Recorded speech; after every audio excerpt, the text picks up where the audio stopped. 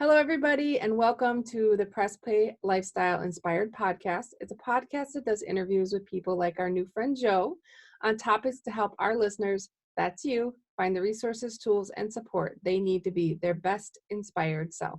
So, hello today, Joe. How are you? I'm good. Thank you for having me. Oh, thank you. So, our listeners don't know this, but it's like the end of my day here, but it's only 7 a.m. for you. You're in Tokyo, right? Or near Yeah, Tokyo. yeah. We're kind of out in the rice paddies, but we have to be up at 6 so my husband can get out to work on time. Yeah, so it's the start of the day. I'm not quite with it. Not enough caffeine yet. So I just want to say thank you so much for making time around your busy schedule to meet with us, especially so early in the morning when you have to get your family going for the day. So thanks a lot. Yeah, you're welcome. Awesome. So I was perusing your website. So I met you on we both are in a similar group called Boss Moms, and they're a great community that helps one another with, basically life hacks of different types. And I put out a call for podcaster or anyone who wanted to be in the podcast. And I went to your website, and one of the things that struck me as super interesting was when you said a Kaizen style baby steps. So I was wondering if you could tell us a little bit about what that means and how it relates to your business. Yes. So Kaizen is the literal translation is improvement, but from the manufacturing industry, it got kind of changed to continuous improvement. And I really like that idea. And what happened was Toyota, after the war, they were rebuilding the business and they were doing it in baby steps. So each day they would do a little thing to improve the system that they got. And that's how they were rebuilding. And so the story goes, some American dude said, "What do you call this process?" And the Japanese guy was like, Kaizen? Because that kind of explained what the baby step process was, and it sort of stuck from there. And so Yeah. for me, so from a manufacturing point of view, it's like continuous improvement. So taking your whatever it is that you're doing and tweaking it continually until you've got this primed system. Lovely. But for me, I work with mums. I help mums get organized at home with the kids and with their business. And I think often when we try and follow, like these big gurus and that, then they tend not to be mums. So their ideas and systems don't sit well with a mum lifestyle. We have to fit things around the family, and to sit down to a 2-hour webinar is really difficult. So everything I do is broken down into these tiny baby steps so that, if you need to do some training or you need to learn how to do something, there's like a 5-minute video that you can watch between, putting the pasta on to boil and getting it on the table, or, you know what life's like when you're Yeah. trying to fit everything around the family. So that's where the Kaizen bit comes from. It's like breaking everything down. And I think also I work with a lot of moms that are just sort of starting out. And it's so overwhelming. There's so much that you have to do when you're starting your own business. So my big thing is breaking everything down into baby steps. So just do one tiny thing each day. And that's going to take you further forward, rather than looking at a big goal that's so hairy and scary that you just don't know where to start. Yeah. I love that. So I like the tagline on your main webpage said, "Be a great mom and run a great business from home." And you really live your philosophy there. That one of the first of many giveaways that you provided was just a passive income generator. It was like just a bunch of ideas that said, hey, here's a whole bunch of little ideas, like pick one and start getting started. But that was on the business side. And then right next to it was like, how to keep your home clean. Like, here's a little quick video. And you also don't just like give, not that it's not enough, but you give the videos in addition to like documents. So you don't just say, here's a cleaning list, you say, here's a list, and then there's like a video with it that sort of talks a little bit about it. So I love that. I wish I would have had that. I have 4 kids. I have a 6, 8, 10, and 14-year-old. And my third child is on the autism spectrum, and so keeping the house tidy is, a challenge. And and there wasn't like a book or a helper, and my mom and I aren't particularly close, so there wasn't kind of that maternal support. So I would have loved to have had sort of a wonder mom like yourself that was around, to sort of support that. But there's something I really wanted to ask you about. I ran across the Wonder Mom Success Club, and I was wondering if you could just talk a little bit about what that offering is and how it can help moms. Well, basically, just what you just said. That Ah, I was in the same situation. So I'm in Japan. My in-laws live 6 hours by Shinkansen away. So it takes a whole day basically to get to them, or them to us. And the rest of my family are obviously back in the UK.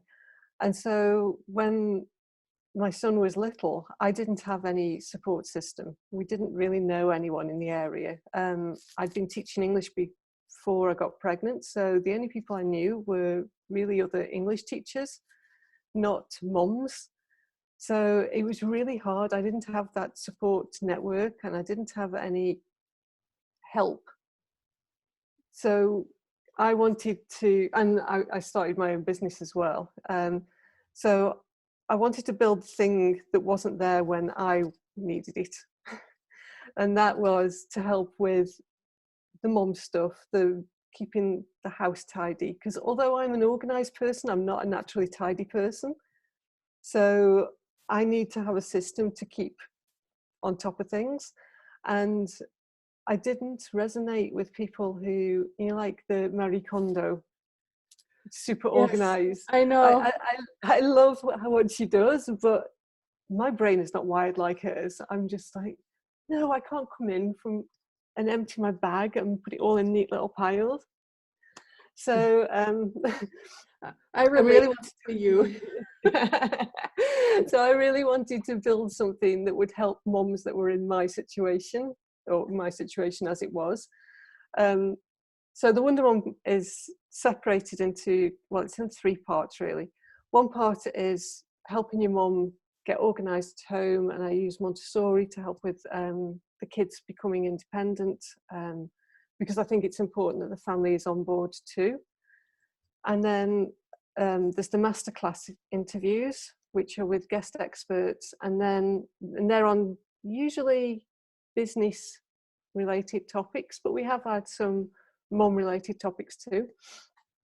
And we have an implementation challenge to go with that, because I'm really big on actually implementing what you're learning.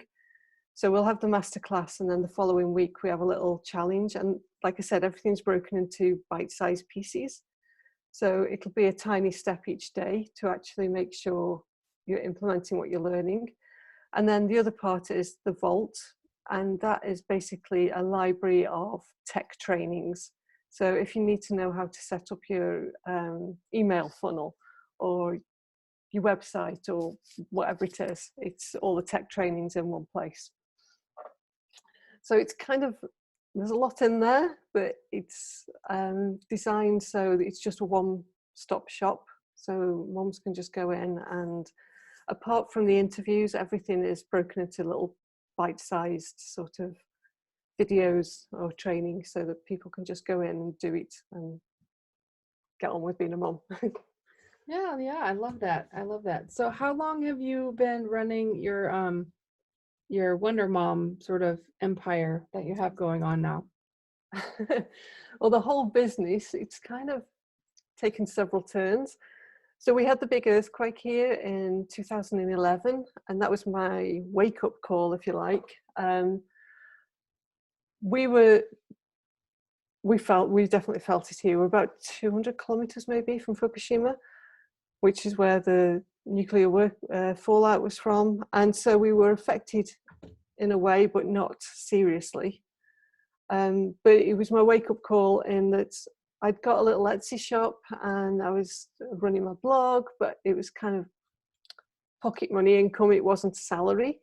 Mhm. And I thought that day, if we'd had to move, if my husband's company that he works for had collapsed or whatever, we would have been really stuck because we hadn't got a backup plan. So that's where I turned everything digital. I made all my sewing patterns, all my Montessori stuff became digital. And so now, if I need to, we can just up and leave and my business will carry on. In fact, we used to go to the UK for 5 weeks in the summer, and it's all online. I forgot what the question was. No, I think you answered the question well. So I said, Okay. what kind of prompted the Wonder Mom empire to Oh, start? And yeah, you talked about the earthquake and needing sort of a backup plan yeah. because it was a bit scary to kind of wake up to the reality of, whoa, that's not lovely, right? Yeah.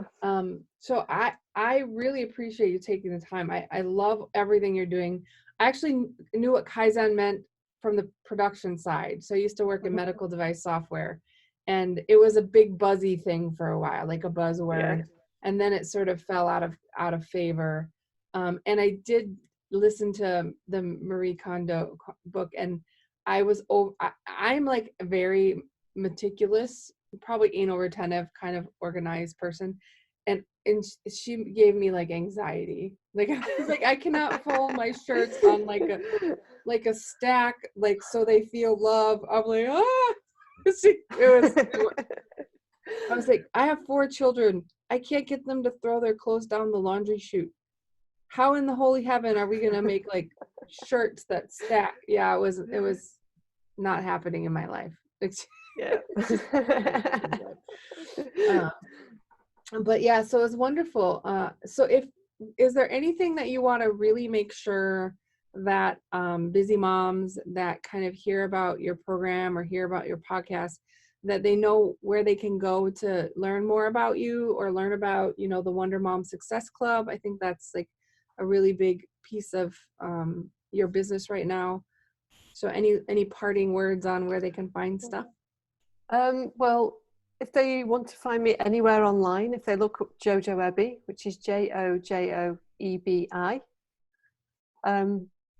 that'll bring you to me in my website, or all my social media handles are Jojo Ebby. So, which is one of those things where I started blogging 2007, and I had no business in mind. It was just a blog to keep my family up to date with what was going on. And I used the nickname Jojo Ebby from my name and my surname. And it kind of stuck. And now I've got this Jojo Ebby that doesn't actually mean anything and it's not related to my business. And it goes against all convention about, you should name your Except business. it's unique and no one will Yes. forget it. And that's the only person that comes up when you search it. So not against Yes. convention. So sometimes it works out not to follow convention. Yeah. Awesome. So Jojo Ebby, and then in the comments underneath of the podcast that we're providing, I'll make sure to have in your website links and some of the other information that you've shared with us. So thank you so much for taking the time this early morning. I really appreciate it. Thank you for having me. It was You're worth getting welcome. up for. Oh, good, good. Well, I hope you have a great day. Thank you.